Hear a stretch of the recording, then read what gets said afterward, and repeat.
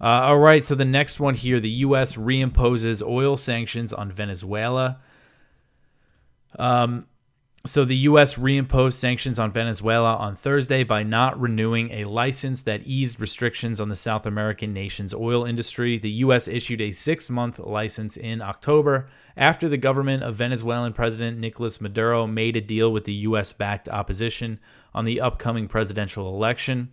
The U.S. is claiming that Maduro has not fully met the commitments to the deal and accused the Palestinian leader of preventing democratic opposition from registering the candidate of their choice. The U.S. previously reimposed other sanctions after Venezuela's Supreme Court disqualified 2 opposition figures from running for president.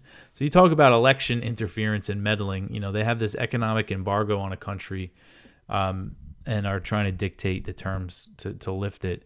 The State Department said that a new 45-day license has been granted to give companies a wind-down period to stop doing business with Venezuelan companies.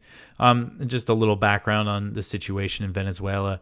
It was in 2019 that the U.S. basically launched a failed regime change effort against Maduro by backing Juan Guaido, this opposition figure who was not particularly popular, but he declared himself the interim president. He had the backing of the U.S. and the EU. The U.S. really put all these sanctions on Venezuela. They already had some sanctions on them, but really tightened them. And again, essentially what amounts to an economic embargo. Guaido launched a coup that failed pretty miserably.